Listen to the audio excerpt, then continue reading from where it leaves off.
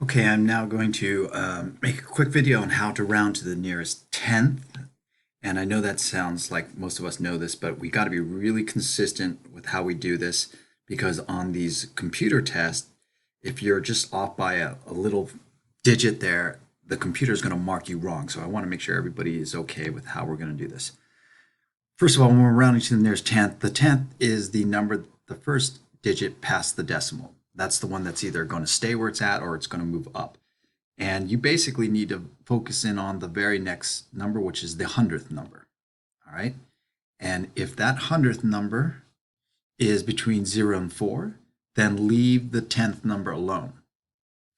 If that hundredth number is 5 and above, then you're going to go up. So in this example here, up near the top, 7.365, this, because the 6, the hundredth number is greater than 5, we would actually round up to 7.4. That is to the nearest tenth. A couple of things to keep in mind. Let's do this one here, 7.349989. Now, if you were asked to round to the nearest tenth, you still need to focus in on the hundredth. Although I did write a lot of big numbers back here, you're just focusing on this number. Is this number greater than 5? And of course, 4 is not. So I don't really care that all the numbers behind the 4 are big. This thing is still not greater than 5. And so you would keep it 7.3 because it is between 0 and 4. Okay? So don't get overwhelmed by the big numbers after the hundredth. Another thought, if it was 7.9721, I'm just making up some numbers here, and I'm asked to round to the nearest tenth, obviously this number right here is bigger than 5, so you're going to round up. Now if it's 7.9, the only way to round up, you don't stay in the sevens, you now go to 8.0. Okay, other major thoughts, especially on a computer test, is when to round. You are going to round only at the answer phase, right when you are at the bottom line answer and there's no more calculations.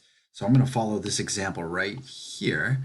It says 60 divided by 360 times 2 pi 6. Well, if you go to your calculator and just go 60 divided by 360, you're going to get 0.1666666. Most calculators are about 10 digits long.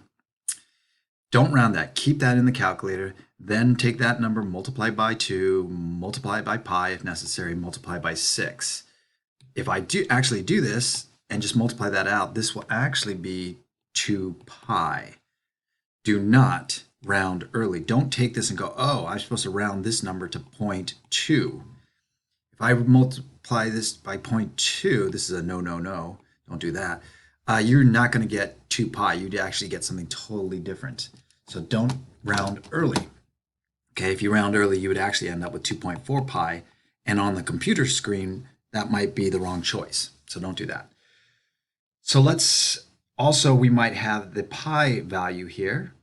And we are going to use this, 3.14. It'll say it on the test and quizzes. Use 3.14. If you go to the calculator and hit the pi button, pi's go on forever. It's actually 3.15, depending on how many digits your calculator holds. Don't use this number. That would give you a different result. So for this particular problem here, 2 pi will actually be 2 times 3.14. Don't use this big number here, okay? And then whatever that might be, 2 times 3.14, which I have as 6.28, and I'm going to round it to the nearest tenth, so this would be 6.3 because 8 is bigger than 5. Okay? But again, if you use the wrong number or round early, that 6.3 might be different. So we don't want to round early until the very end.